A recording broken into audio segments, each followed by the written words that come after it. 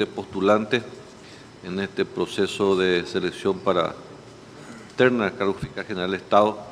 Convocamos al abogado Juan Carlos Duarte Martínez, de 48 años de edad, egresado de la Universidad Nacional de Asunción, con promedio general 3.8, egresado de la carrera de notariado, doctor en Ciencias Jurídicas con calificación distinguido, licenciado en Filosofía, máster en Derecho de Seguridad Pública y Privada, egresado de la Escuela Judicial, especialista en Prevención de Terrorismo, Espionaje y Mafia Internacional, especialista en Planificación Estratégica Nacional, posgrado en Didáctica Universitaria, diplomado en Teoría del Derecho y la Argumentación Jurídica, funciones desempeñadas asistente fiscal, procurador fiscal y agente fiscal penal, ejercicio de la docencia, Universidad Privada del Este, publicaciones, legítima defensa, manual de criminología, monografía de especialización, análisis del crimen organizado en el contexto de la seguridad interna del país, con énfasis en la triple frontera, año 2016. Buen día, doctor Juan Carlos Duarte Martínez.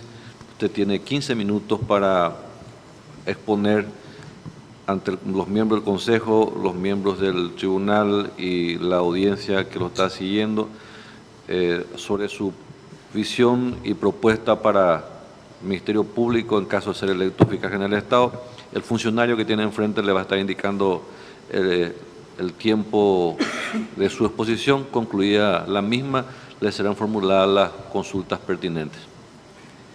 Buen día, señor presidente, señores miembros del Consejo, honorables maestros de la facultad.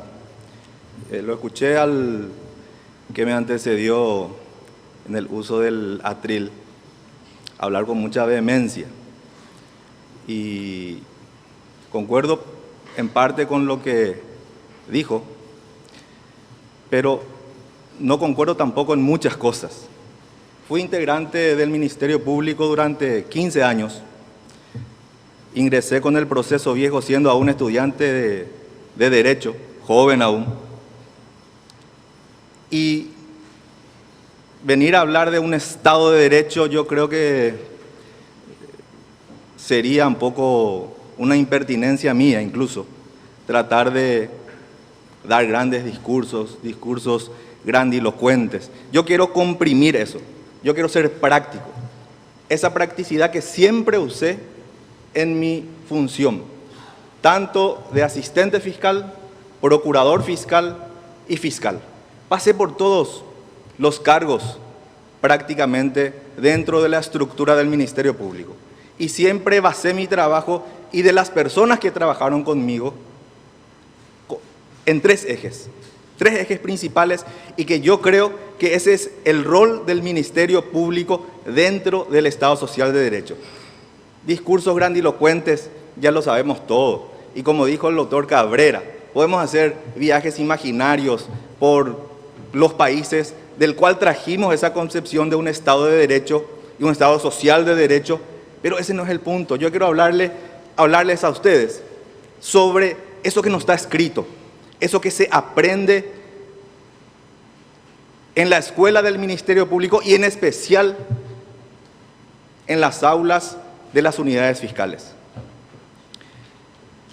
Obviamente, esos tres ejes sobre lo que yo trabajé siempre y las personas que trabajaron conmigo y a las que traté de inculcarles siempre eso, versa sobre practicidad, versa sobre una valentía traducida en coraje y versa sobre rostro humano de la atención a ese público, a esa sociedad al que nos debemos por imperio constitucional.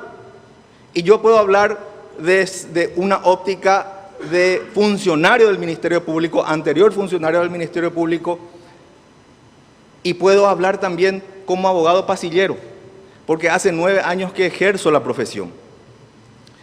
Toda mi vida la hice dentro del Ministerio Público. Y ese hecho puntual de tener practicidad que tiene que ser traducido en rapidez y tiene que ser traducido en eficiencia para que finalmente tengamos eficacia. Si el Ministerio Público no es eficaz, no cumple su rol dentro de la sociedad. Si el Ministerio Público no actúa con valentía, tampoco cumple su rol dentro de la sociedad. Y obviamente, si le damos una mala atención a esa sociedad a la que representamos, tampoco va a cumplir ese rol de la sociedad, ese rol que le corresponde por imperio constitucional. El punto 2, la percepción que uno tiene acerca del funcionamiento del Ministerio Público. Obviamente voy a tratar de ser muy pragmático en esto. No todo está mal en el Ministerio Público. Tampoco vamos a decir que todo está bien. Eso es mentira. Escuché también ayer el discurso del doctor Javier Díaz Verón y expuso los logros que tuvo el Ministerio Público a lo largo de su mandato quinquenal. He trabajado con los últimos 4 fiscales generales. No me cupo la posibilidad de trabajar con el doctor Javier Díaz, pero sí lo hice con el doctor Escobar Faela, lo hice con el doctor Aníbal Cabrera Verón, lo hice con el doctor Oscar Germán Latorre y con el doctor Rubén Candia Amarilla. Cada uno puso su toque personal dentro de la Fiscalía, dentro de lo que corresponde a su función. El Ministerio Público tiene que ser dinámico. La percepción que nosotros tenemos desde afuera es que sí es dinámico, no lo suficiente, pero desde siempre esa debió ser su función. Recuerdo cuando se instalaron los primeros secuestros en el Paraguay. Éramos nada, no sabíamos nada. Y como fiscal antisecuestro, recuerdo que pedimos auxilio al gobierno de Colombia, porque se instaló el secuestro en el Paraguay. No sabíamos de dónde venía. Los cruces de llamada los hacíamos a mano y eran montones de cruces de llamada. No llevaban meses. Ellos tenían la posibilidad de una tecnología que nos posibilitó muchas cosas. 3 grupos grandes de secuestros en el Paraguay, 3 grupos que secuestraban. El grupo de Patria Libre, que ahora tiene su brazo armado en el EPP en el norte, el grupo de Barzuk, Lorman, el grupo argentino que trabajaba acá en Asunción y el grupo de Ciudad del Este.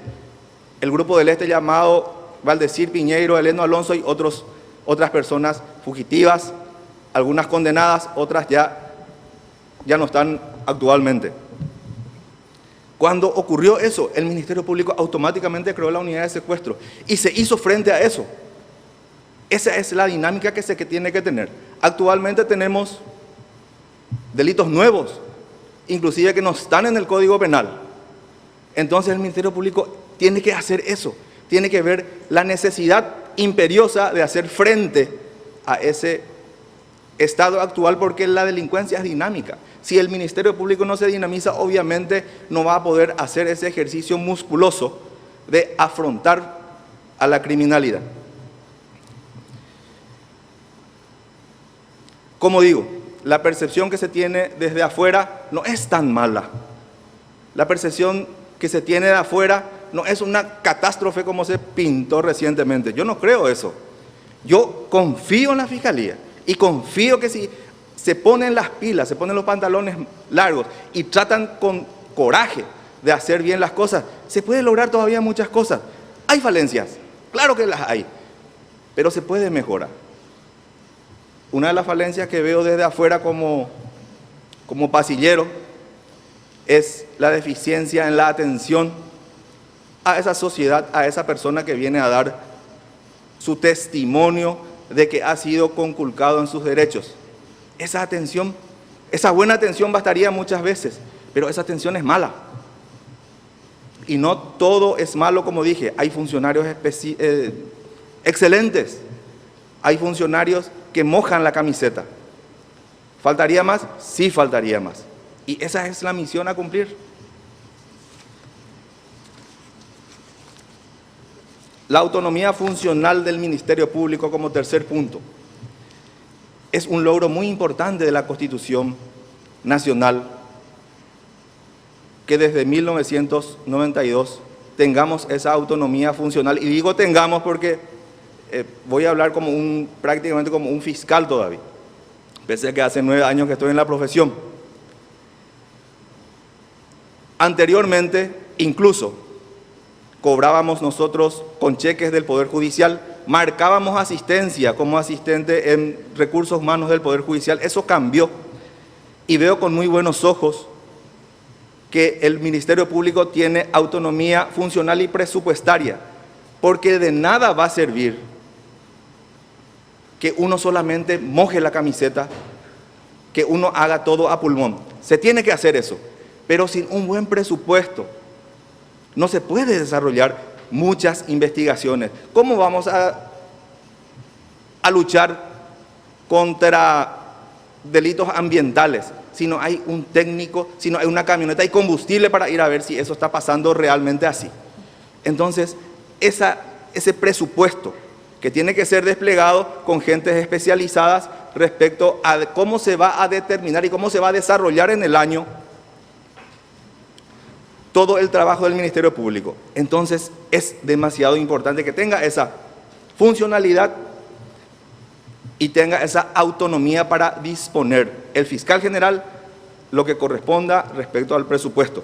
Sin presupuesto no vamos a tener, obviamente, laboratorios forenses, demasiado importante. Sin presupuesto no vamos a poder tener esos laboratorios forenses en las cabeceras departamentales, en las fiscalías regionales más importantes, Ciudad del Este, Pedro Juan Caballero, Encarnación. Yo creo que a eso hay que apuntar en el futuro. Desarrollar el laboratorio forense es imprescindible. La delincuencia se está desarrollando y se está modernizando mucho más que la fiscalía.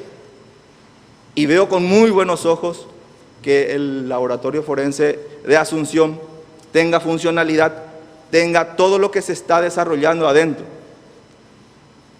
Pero falta y sin presupuesto y sin una autonomía, eso no va a ser posible. En cuanto a la propuesta o el compromiso personal en la defensa de los derechos humanos y los valores democráticos que fueron fijados como ejes temáticos, este es el último en el Consejo de la Magistratura, justamente me encontré con Carlos Escobar, actual camarista. Cuando él fue juez, yo fui su fiscal. Y estábamos recordando que fui el primer fiscal en solicitar la extradición de Stroessner, de aquel dictador que gobernó bastante tiempo en nuestra patria. Obviamente, porque tenía estatus de refugiado político, no pudo ser extraditado. Pero cumplimos la función, no nos tembló el pulso. Ahí, ese eje principal por el cual siempre, o sobre el cual siempre versó mi trabajo, el de la valentía, el del coraje. Ahí se pone de manifiesto, ahí uno sabe de qué madera está hecho el fiscal. Si le tiembla el pulso para tomar una determinación que corresponda, tiene que hacer lo que es justo, tiene que hacer lo que está bien y de acuerdo a su conciencia. Y ese eje principal respecto al respeto de los derechos humanos tiene que ser un principio cardinal. El ser humano tiene esa condición de humano solamente por haber nacido ser humano. Y nosotros nos debemos, tanto los abogados como el fiscal general, los jueces, miembros de corte, todos tenemos que respetar y hacer respetar esos derechos humanos. Si no, sería letra muerta en la Constitución. Somos todos iguales ante la ley, no hay prerrogativas de sangre ni títulos de nobleza. Entonces, ese rostro humano traerlo también como eje principal es un deber todavía, es un deber ser dentro del Ministerio Público. Y a eso debemos apuntar. Efectividad, eficacia, eso es practicidad. Rostro humano y valentía y coraje. Sin esos puntos o sin esos ejes, yo creo que es poco lo que se puede hacer en el Ministerio Público. Yo me comprometo a tener siempre presente esos tres ejes, que fueron siempre el norte de mi carrera, tanto dentro de la Fiscalía como ahora en la profesión. Es todo, señor presidente. Gracias, doctor Juan Carlos Duarte. Los miembros del tribunal de honor que quisieran formular preguntas al postulante.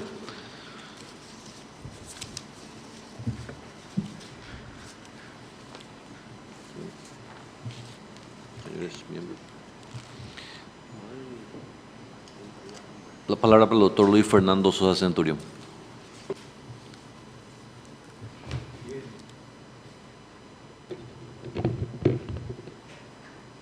En la parte de del presupuesto, ¿considera usted que es un monto suficiente el que se concede a la Fiscalía para el cumplimiento de su amplia misión en el campo del derecho y la justicia? Estimado profesor, mire que nunca va a ser suficiente. Como le digo, la delincuencia obviamente va a pasos agigantados. Ese dinero que ellos obtienen mediante las cuestiones ilegales los dota de mucha infraestructura. Hacer frente a eso es el desafío del Ministerio Público. Entonces, hacer una proyección respecto a un presupuesto que pueda abarcar esa lucha frontal contra la delincuencia y darle respuestas a la sociedad es lo que debe prever el fiscal general. Para eso tiene que hacer y ni siquiera crear, copiar nomás. En el Perú, el Observatorio de Criminalidad del Ministerio Público y como política criminal del Ministerio Público lo que hace es mapear el Perú. Nosotros en este caso tenemos que mapear el Paraguay. Tenemos las fuentes de información que son las fiscalías regionales y las fiscalías zonales. Traer todo ese bagaje de información y ver cuál es la necesidad en cada región, en cada zona en que actúa ese fiscal rural, más que nada, e implementar las políticas para saber cuánto vas a necesitar para el presupuesto.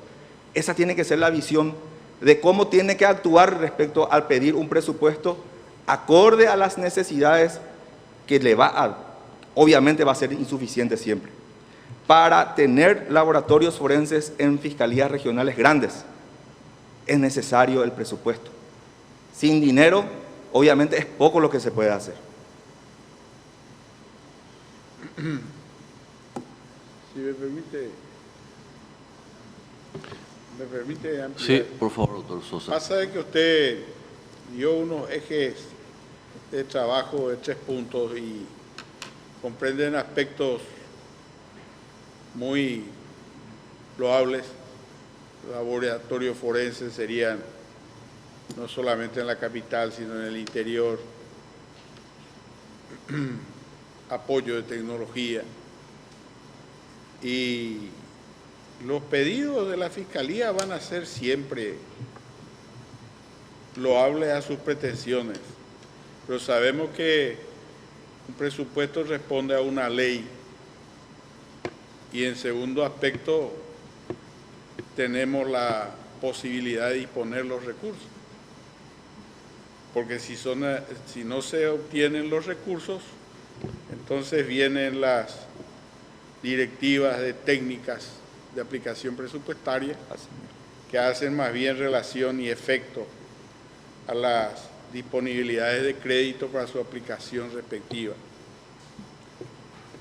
Y tenemos, por ejemplo, que este año estamos una repetición del presupuesto del año pasado. Sabemos que los costos no son los mismos. Eventualmente, porque estamos en el curso del año, eventualmente usted pudiera llegar a la Fiscalía General del Estado. ¿Cómo implementaría estas proyecciones, planes?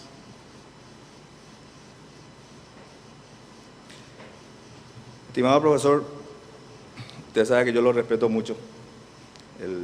No soy quien para darle una cátedra de presupuesto, justamente.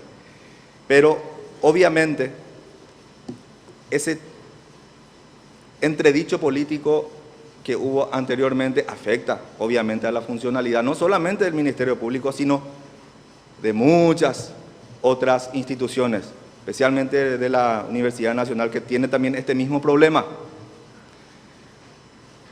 Y para eso, profesor, voy a utilizar ese presupuesto que tengo actualmente. Voy a dejar un poquitito más para adelante lo otro, pero voy a implementar siempre esos 3 ejes que hice mención. El coraje, para afrontar lo que venga, la practicidad y ese rostro humano, atendiendo bien a la gente. Se ahorran muchísimas cosas, profesor. Solamente esa atención a quien nos debemos por ley. Priorizar necesidades. Así Gracias. mismo, señor.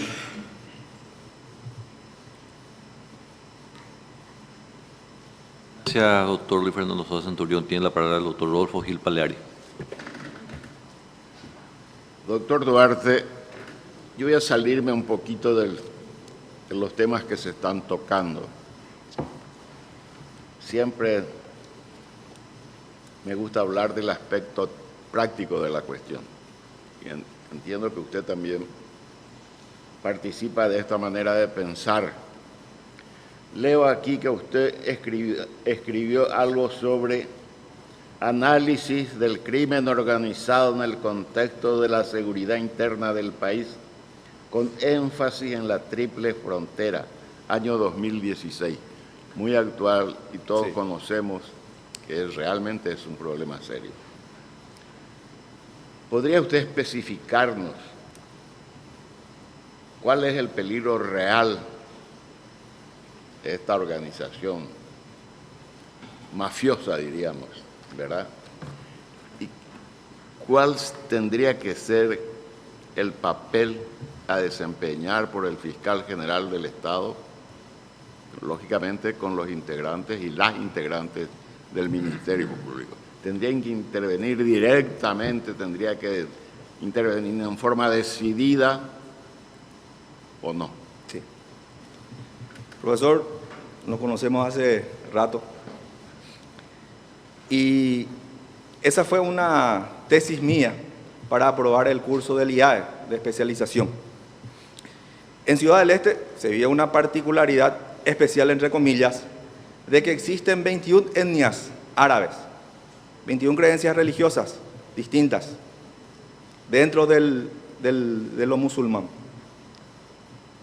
Drus, chiitas, sunitas, cristianos maronitas, cristianos ortodoxos. O sea, una simbiosis de muchas cosas, una amalgama de muchas cosas. Y muchas veces se sataniza a Ciudad del Este por el simple hecho de que hay una gran colectividad de árabes, chinos y de otras nacionalidades que vienen de otros países y nosotros los acogemos. La gran mayoría ya son paraguayos por opción. Y tenemos ese pensamiento xenófobo respecto a los árabes, y eso se vuelve un islamofobismo muchas veces. Y vemos fantasmas donde muchas veces no hay. Obviamente, esos fantasmas también pueden existir. Y a eso fue lo que apuntó la teoría. Y apliqué esos conocimientos que yo tengo de la zona, porque yo vivo en la zona, trabajo como profesional en la zona y fui fiscal mucho tiempo ahí. Y cuando fui fiscal mucho tiempo ahí, he trabajado muy de cerca con agencias internacionales, especialmente de los Estados Unidos, en el cual sí encontramos muchas vertientes peligrosas. Tenemos personas extraditadas, árabes sí, también paraguayos, a los Estados Unidos, por el tema de terrorismo. Obviamente eso nunca salió en la prensa. Y si sale una partecita chiquitita de lo que nadie lee ahí en la punta. Sí, los titulares venden muchas veces, porque es así siempre, que la criminalidad está enraizada en Ciudad del Este y no es así. Le puedo asegurar que no es así. Pero sí, señor, con la practicidad que me corresponde, tengo que actuar con más rapidez en esas cuestiones. Tengo que interactuar con las agencias internacionales que siempre tienen su gente de inteligencia al respecto, sin que eso importe una intromisión en asuntos nacionales. He sido elegido como integrante de Fuerzas de la Ley, que es una entidad que le agrupa a todos los funcionarios que actúan contra la criminalidad. Paraguay es uno de los signatarios de ese tratado de Fuerzas de la Ley. Con ellos se actúa allá y solamente es eso, transmisión de conocimiento, de tecnología, y nosotros ponemos la mano de obra para hacer. Y el fiscal general tiene que tomar la decisión propia de poner gente especializadas y no que vayan con otro objetivo para trabajar en el este del país. Específicamente yo le hablo de Ciudad del Este porque a eso se refirió la tesis y ahí está la conclusión a la que yo he arribado en esa tesis. Pero la Fiscalía General del Estado ha intervenido. Ha intervenido, señor. Tiene oficinas de... Cuando fuimos a Ciudad del Este, voy a hacer un poco de historia y a riesgo de ser un poco largo y tedioso. Cuando fui designado para Ciudad del Este, la Fiscalía eran 2 tinglados, donde no había condiciones de trabajo, donde no había siquiera sillas para sentarse. Y fui designado como superintendente fiscal. El responsable de la región fue el actual presidente de la Cámara de Diputados, Hugo Velázquez. Lo primero que hicimos fue fuimos hasta la Itaipú Binacional. Cuando eso, el director de la Binacional era el doctor Bernal. Hicimos ¿cómo le voy a decir? Un acuerdo en el cual ellos nos iban a dotar de toda esa infraestructura que ahora es Ciudad del Este. No sé si conoce, doctor. Todo lo que es Ciudad del Este respecto a la infraestructura, nosotros lo hicimos con la Itaipú Binacional. Todas esos lugares para trabajar, cámaras Gesell, ampliamos los fiscales de 1 a 5 fiscales de marcas, porque esa es la constante. Yo no puedo llevar gente especializada en abigeato a Ciudad del Este, porque obviamente eso no está correspondido con la política criminal, y ahí la importancia de la política criminal. Y sí, de 5 fiscales también se crearon los fiscales contra el erario. Los que son los fiscales de delitos económicos en Asunción también se los tiene en Ciudad del Este y hasta ahora están cumpliendo eso. Y una prueba de ello es el caso Forex, por ejemplo. Un caso emblemático para el Ministerio Público que sí tuvo la ayuda de agencias internacionales y a través de los cuales se lucha contra esa criminalidad. En este caso, el lavado de dinero. Esa es mi respuesta, profesor. Tiene palabra la doctora Amparo Samaniego y Uda Pacielo. Sí, doctor, justamente me llamó la atención este trabajo que acaba de publicarlo en el 2016 y yo quería preguntarle sobre el lavado de dinero. Yo creo que lo que usted ha expresado ya prácticamente es, sí. Pero ¿hay algo más que podría agregar sobre este punto específico? Sí. Porque los resultados que usted acaba de decir se refieren más bien al terrorismo, las extradiciones y todo, pero ¿podría decirnos sobre este tema de lavado de dinero? Sí, señora. ¿Cómo andamos? Sí, señora. Yo creo que es un punto muy importante el tema del lavado de dinero. Y no es de difícil resultado en cuanto a la investigación de la Fiscalía. Porque todo dinero que sale afuera es para comprar mercadería. El retorno de esas mercaderías, por ese régimen de turismo que tiene Ciudad del Este, tiene un régimen especial. Y muchas veces, como le dije, se sataniza la cuestión y dicen, pero en Ciudad del Este se evade impuestos. Obviamente que se puede evadir y se debe estar evadiendo. Pero muchas veces también no es difícil seguir ese rastro del dinero. Generalmente es para compra de mercaderías. Generalmente es para compra de ese mercadeo internacional. Los productos afuera no son gratis, nadie los regala, hay que comprarlos. Nosotros no somos productores muchas veces de tecnología ni de cuestiones electrónicas, que es lo que se vende mucho en Ciudad del Este. Eso implica mucho movimiento comercial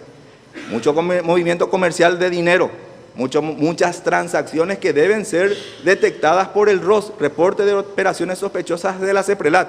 La CEPRELAT tiene que hacer ese análisis primario, pasarlo al Ministerio Público, el Ministerio Público ejercitar la acción penal en los casos que corresponda. Entonces, ese trabajo en específico habla sobre eso.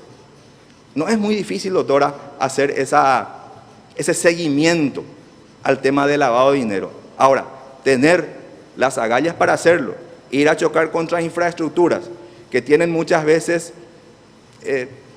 mucha fuerza económica y mucha fuerza mediática, es lo que uno tiene que actuar. Y para eso es importante el coraje. Y no le tiene que importar lo que diga la prensa, no le tiene que importar lo que digan las radios, los periódicos, la televisión. Hacer el trabajo con practicidad, coraje y rostro humano, doctor.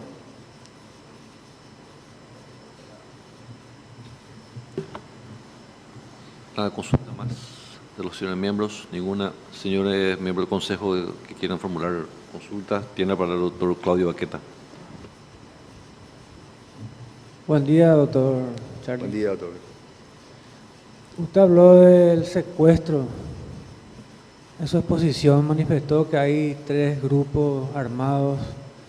Todos sabemos que el secuestro es uno de los crímenes más duros que hoy sacude a nuestro país. Sabemos que existen varios secuestrados que tampoco tienen respuesta de las autoridades.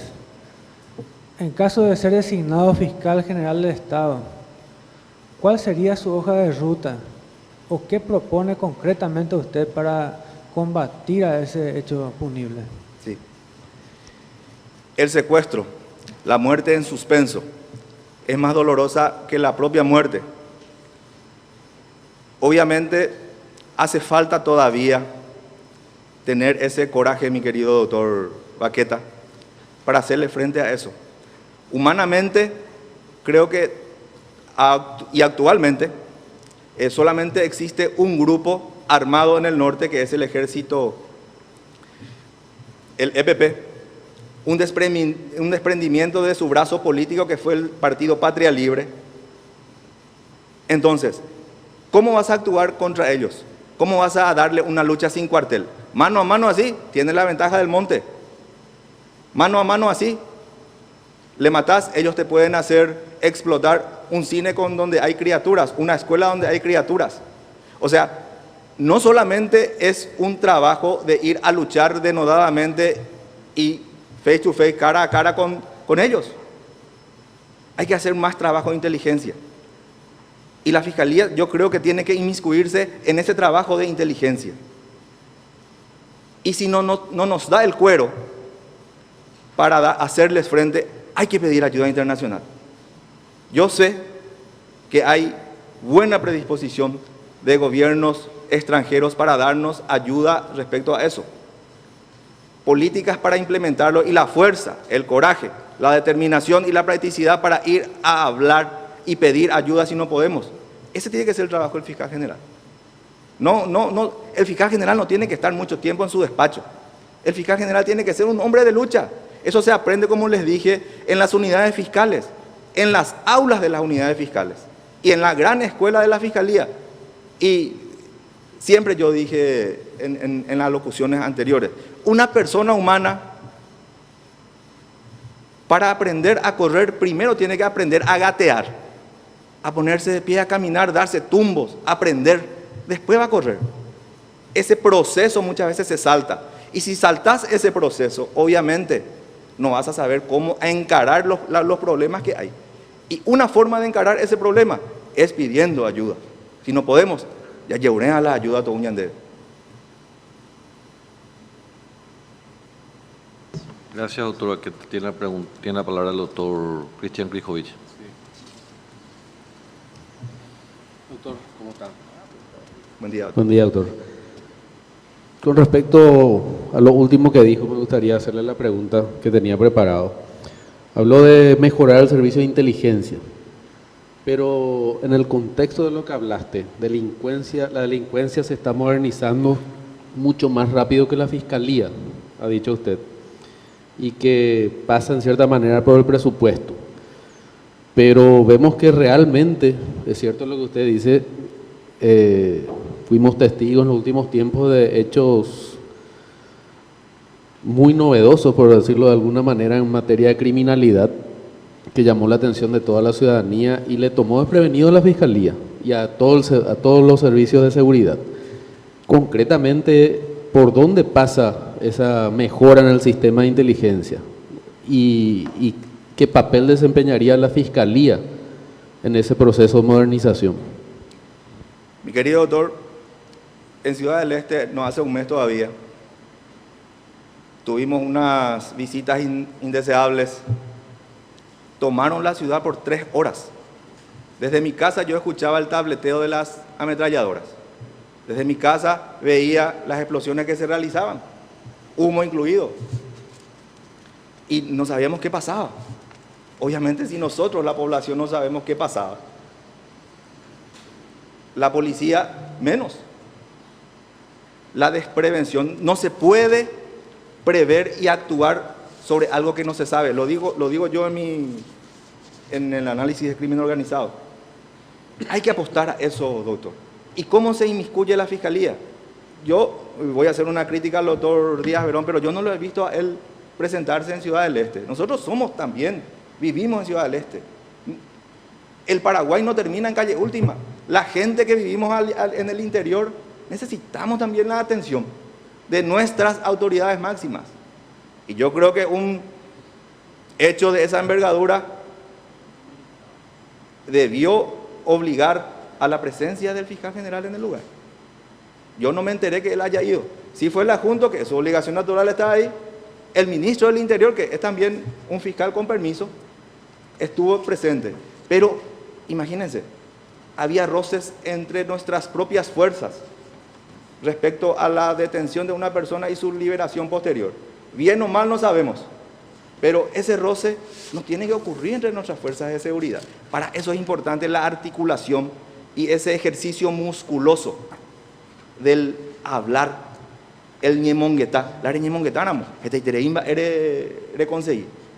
Fuera de los presupuestos, fuera de lo que sea, pero ñemonguetánamo, allí ya ponalo mitacoa, peisan a la tema. Yo creo que eso es lo que debe hacerse.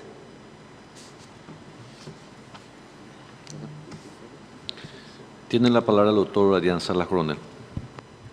Buen día, doctor Duarte. Buen día, doctor. Conforme escuchamos su vasta trayectoria dentro del Ministerio Público y en el ejercicio de la profesión, habías tomado la decisión de renunciar del Ministerio Público. Sabemos de que te va muy bien en la profesión, por tu conocimiento, por la experiencia, por tu formación académica, y ahora pretendes volver al Ministerio Público. ¿Cuál es la motivación que te impulsa para pretender ocupar el cargo de fiscal general del Estado? Sí, doctor. Y es la misma motivación que yo también sé que a usted le iba muy bien en la profesión, al doctor Baqueta, ni qué decir. Y es la misma motivación de tener un poquito, de hacer gremialismo. Usted en su caso gremialismo. Desde la época de facultad usted hace gremialismo, doctor. Y yo quiero volver porque yo tengo fiscal de alma. Se gana dinero en la profesión, tenés un buen pasar, pero no estás completo. Yo creo que a usted le pasa la misma cosa. El día que deje el cargo, no sé si va a tratar otra vez de llenar ese vacío que muchas veces tiene en su alma. Yo soy fiscal de alma. Entonces, yo creo que mi lugar y donde yo puedo ser más útil para la sociedad es dentro de la Fiscalía General del Estado. Denme un punto de apoyo y yo voy a moverle al Paraguay desde la Fiscalía. Gracias, doctor Salas. Tiene la palabra el doctor Julio G. Ríos. Gracias, presidente. Buen día, doctor Duarte. Buen día, doctor. Yo quiero hacerle una consulta que le hice a varios postulantes, porque para mí es preocupante el tema. Y habida cuenta que usted está postulándose para un cargo tan importante como el de la Fiscalía General, saber su opinión para mí va a ser importante. Quiero saber cuál es su opinión sobre el Código Penal vigente. Si este código es aplicable a la sociedad paraguaya, si es aplicable a la idiosincrasia del pueblo paraguayo. Esa es la consulta que le hago, doctor Duarte. Sí. Nuestro Código Penal es un código traído de Alemania, una cultura completamente diferente a la nuestra. Adolfo Suárez decía en ese aspecto, no es el pueblo quien tiene que ir al derecho, es el derecho que tiene que venir al pueblo. Me voy a poner en el interior. Para mí luego es difícil entender muchas veces la primera parte del Código Penal, las partes de las definiciones. ¿Cómo yo le voy a ir a explicar a un campesino que viene a hacer su denuncia el principio de reprochabilidad? Oye, yo sé de memoria nomás. La capacidad basada en comprender el hecho y determinarse de acuerdo a ese conocimiento, de comprender la antijuridicidad del hecho. Tallapomina pe traducción guaraní. Y si campesino huave. Yo no estoy de acuerdo con el Código Penal, con su terminología más que nada. Y ya es un término desfasado. O sea, ya es un código desfasado para nuestra actualidad. Tiene ya luego 20 años, ya no es un nuevo código. Hay muchos hechos punibles que ya no se contemplan en él y que las reformas legislativas lo están metiendo como ley. El desacato, por ejemplo. El desacato no existía en el Código Penal. Era resistencia, el 15 con el 296, resistencia y la omisión de evitar un hecho punible. Pero faltaba la fuerza. Si no tenía la fuerza, obviamente, ese condimento fuerza no era típico y por lo tanto no era aplicable. Un juez que ordenaba un desalojo, si te cerraba la puerta, no había fuerza, no podías vos hacer. Un funcionario público para solicitarle un informe, no te hacía caso. Yo lo viví en carne propia en aquella época como fiscal, que vos le enviabas oficios a los bancos para que te remitan un extracto de cuentas, que en esa época no estaba protegido aún por el secreto bancario, y ellos decían, no te hacían caso. ¿Por qué? Porque no podías vos denunciarle por desacato, por ejemplo. O sea, hay muchas cosas que tenemos que nosotros hacerlas como nuestra. El paraguayo tiene un parecer especial respecto a ciertas particularidades. En el paraguayo es de especial. Entonces, delitos típicamente paraguayos, delitos que tienen que ser estudiados por paraguayos muy capacitados ya, y no traer un código penal y para más, reformarlo otra vez a nuestra idiosincrasia. Entonces hacemos un Frankenstein prácticamente del código penal. Le ponemos un corazón, le ponemos un pulmón ajeno, es difícil. Entonces, mi querido doctor, mi querido diputado, yo no estoy de acuerdo con eso. Y nuestro código tiene que ser entendible por aquella persona que es destinatario de esa acción del Código Penal, y no al revés.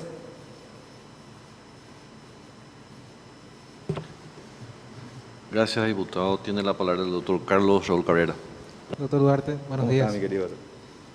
Dentro de su exposición y también dentro de la exposición que se dio en este foro, se tocaron dos temas muy urticantes para la Fiscalía: la transparencia y la corrupción. En cuanto a la transparencia, doctor, en el caso que usted llegare a ser fiscal general del Estado, ¿qué medidas concretas tendría, por un lado? Y en cuanto a la corrupción, se habló, incluso que la antecedió en el orden de la palabra, había mencionado de que es notable el crecimiento económico de determinados funcionarios públicos fiscales. Y también lo dijeron otros agentes fiscales quienes vinieron en su oportunidad a hacer su alocución acá en este foro. Entonces, en ese caso, doctor, ¿cómo usted concretamente combatiría esa corrupción dentro del Ministerio Público? Sí. La primera pregunta es respecto a la transparencia.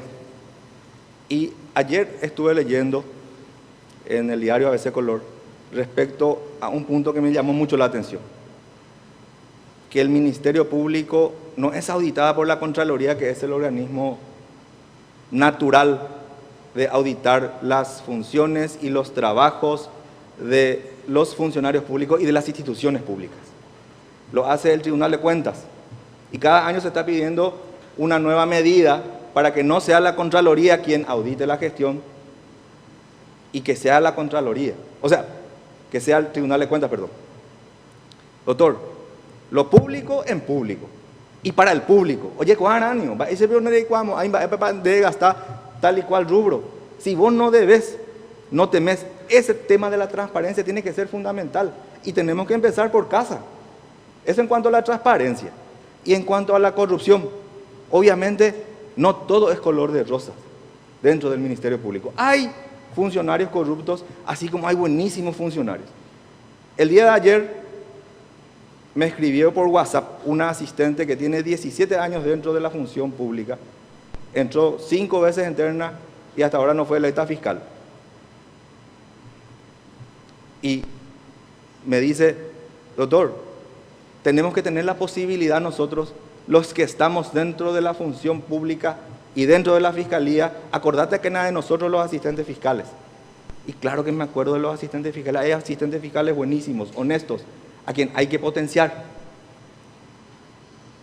Y eso, mi querido doctor, haciendo una tolerancia cero respecto a la función propia del Ministerio Público, a la función propia del fiscal general del Estado, de darle con todo, con toda la fuerza de la ley a aquel funcionario que es pillado, entre comillas, y a nuestro saber paraguayo, que está inmiscuido en esos hechos punibles.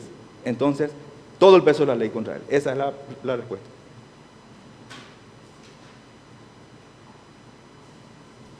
Otra pregunta, doctor. Con respecto a ese tema, los anteriores expositores siempre hablaron de si eran pillados o si fueron descubiertos en flagrancia. Sí. Y existe evidentemente una oficina especializada en el Ministerio Público para ese hecho. Pero en este foro se ha denunciado de que aparentemente ciertas potencialidades económicas actuales de algunos agentes fiscales o fiscales no se condice con el salario que tienen y muchas cosas no son denunciadas. Vale decir que está en una oficina pero no recibe la denuncia, entonces no actúa porque no hay flagrancia. Pero en evidencia, conforme lo han dicho acá dentro del foro, viene una persona que tiene mucho poder económico pero que aparentemente no condecidiría con el cargo y el salario que está teniendo. ¿Qué haría usted, doctor? Y mire, doctor, la prensa se hace eco muchas veces de esas cuestiones. Muchas veces con razón y muchas veces sin razón. Inspectoría General es un órgano dentro de la estructura del Ministerio Público, el manual de funciones del Ministerio Público. Potenciar y darle autonomía, no solamente que esté en Asunción, tiene que estar en las cabeceras departamentales, en las fiscalías regionales, especialmente en la frontera donde usted y donde la ciudadanía ve ese crecimiento económico de muchos fiscales. Tiene que estar ahí y controlar, pedirle su declaración jurada, tratar de someterlo directamente, aunque no haya denuncia, a un sumario para determinar y para saber de dónde le viene una casa gigantesca con un sueldo de 15 millones de guaraníes. Entonces, potenciar directamente la Inspectoría General y yo iría más inclusive, como se hace con instructivos generales, las determinaciones que determinen cuál va a ser el rumbo a seguir, se hace con instructivos generales. Hacer un instructivo general y crear asuntos internos dentro de la estructura del Ministerio Público, a los efectos de que esa auditoría se haga a través de asuntos internos del Ministerio Público. Es una oficina que creo que puede dar muchos resultados respecto a eso. Gracias, doctor Cabrera. Doctor Juan Carlos Duarte, le voy a dar lectura a la denuncia que hemos recibido nosotros por secretaría en el Consejo de la Magistratura. Tengo entendido que las copias de la denuncia le fueron entregadas a fin de que las personas que aún no la conocen, voy a dar lectura al mismo para que usted pueda realizar con posterioridad su descargo. En la revista Foreign Policy del 23 de diciembre de 2016, Emanuele Ottolenghi y John Hannat afirmaban que el presidente de los Estados Unidos, Donald Trump, debería apuntar al nexo Hezbollah-narco en América Latina. En el referido informe se describe de forma detallada el esquema utilizado por organizaciones conformadas en su mayoría por libaneses dedicadas al financiamiento del terrorismo islámico, financiando sus operaciones a través del ingreso y comercialización de mercaderías falsificadas y lavado de dinero en la triple frontera, Paraguay, Brasil, Argentina. Juan Carlos Duarte Martínez era superintendente de fiscales de Ciudad del Este. El mismo ha sido mencionado en varias oportunidades en sonados casos sobre presunta evasión de impuestos por supuestamente favorecer a firmas que estaban procesadas. Duarte Martínez es además asesor jurídico de la empresa Global Logistics, que es propiedad de los despachantes Ricardo Galeano, Juan Carlos Sosa, Javier Vázquez y Walid Amine Suey.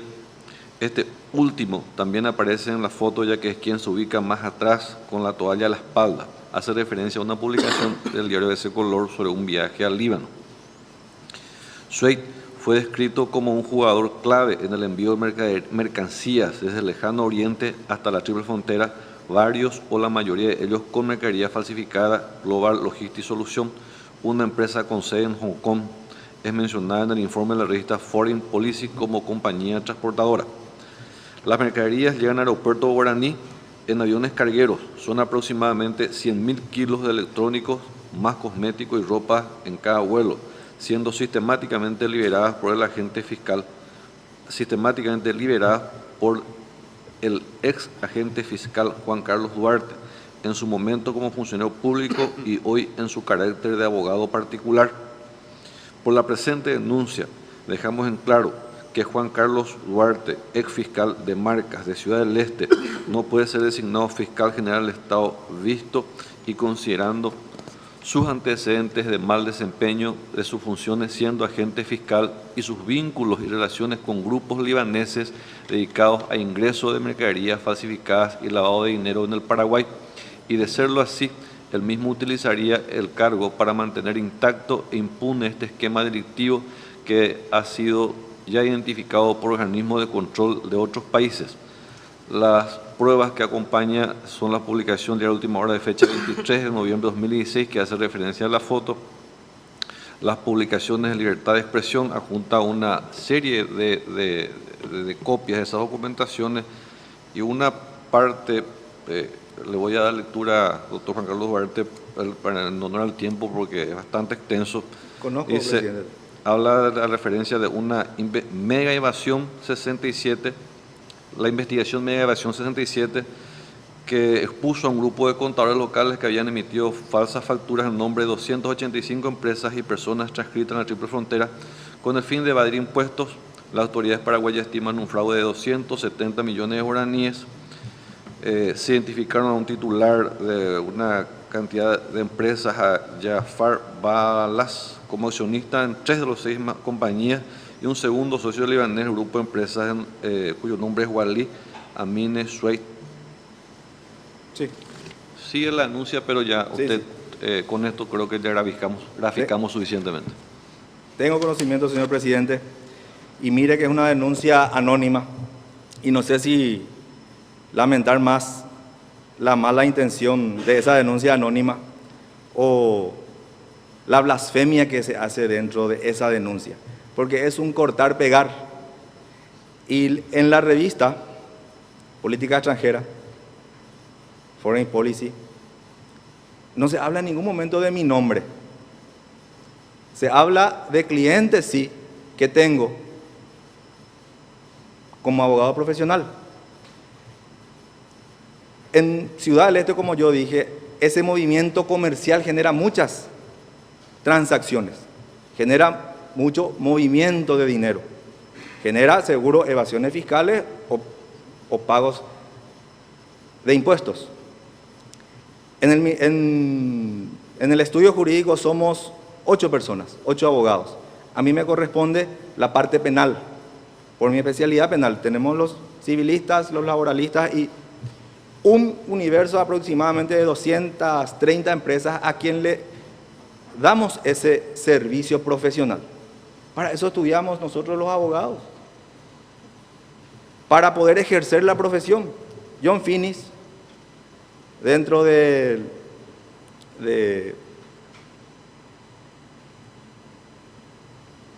los presupuestos de cómo una persona puede sustentar su vida, que son los valores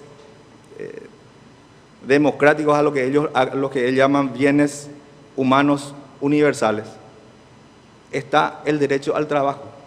Yo como abogado obviamente tengo derecho al trabajo y no puedo ser responsable por las conductas de los clientes. Si fuese así, todos los abogados hubiesen estado investigados, hubiesen estado procesados. No podemos nosotros saber qué hace o no hace el cliente. Nuestro deber sí como abogado es luchar con tenacidad, que es la practicidad dentro de lo que yo dije, luchar dentro de los parámetros legales y tratar siempre de dejar bien en alto ese trabajo de abogado que tenemos, tanto como abogados defensores o como querellantes, muchas veces. Y como dije, no solamente yo tengo clientes de nacionalidad árabe en Ciudad del Este, tengo un cliente muy importante que en los Estados Unidos, que es la Muscle Pharma, propiedad del que era gobernador de California, Arnold Schwarzenegger, que quiso venir a vender productos acá en el Paraguay y encontró su marca ya inscrita en la DINAPI. Entonces, dejamos sin efecto esa inscripción después de 4 años. Imagínense lo que ya perdió, el tiempo que perdió ese cliente. Ahora nos transfirieron la marca y vamos a inscribirlo en la DINAPI. Y es propiedad del ex gobernador de California, un político muy importante dentro de la estructura. Para decirle nomás, Otto Lengi, el que escribió el sueldo periodístico en la revista, ahora lo recibió al presidente de la Cámara de Diputados, Hugo Velázquez, que también está en la publicación, en los Estados Unidos, que es una fundación para la democracia, para el sostenimiento de la democracia. Y aparte de eso, doctor, en mi época de fiscal, una sola vez me fui al aeropuerto Guaraní y fui para traerle de la oreja al administrador, porque hubo una denuncia y corroboramos la denuncia de lo que estaba ocurriendo ahí. Y como le digo, dice que yo no puedo ser fiscal general porque libero mercaderías. Es mi trabajo. Yo voy a hacer de mi ciencia, de lo que aprendí de los profesores en la facultad, para tratar de cumplir ese trabajo. Y finalmente no soy yo el que libero, es el fiscal o el juez que también está presente ahí. O sea, por eso le digo, no sé si lamentar más el tenor de la denuncia o su intención de tratar de ensuciar por cualquier motivo. Esa es mi respuesta, doctor. Muchas gracias, doctor Juan Carlos Duarte. Con esto concluimos su exposición. Agradecemos su participación. Si usted tiene algo que agregar que nosotros no le hayamos consultado y que usted considere importante, puede hacerlo. Le solicito brevedad en caso afirmativo. De lo contrario, el Consejo le estará informando Secretaría mediante la siguiente etapa en este proceso. Gracias, profesor. Solamente una cuestión puntual. Las gracias por la oportunidad de que un hijo de maestra de escuela y un suboficial de Marina que después estudió Derecho venga y se presente para este cargo tan importante, yo creo que es loable. Y es la oportunidad que ustedes nos dan por esta transparencia y por esta oportunidad de decir lo que uno siente desde el fondo de su alma. Así nomás, presidente. Gracias. Gracias, doctor Duarte.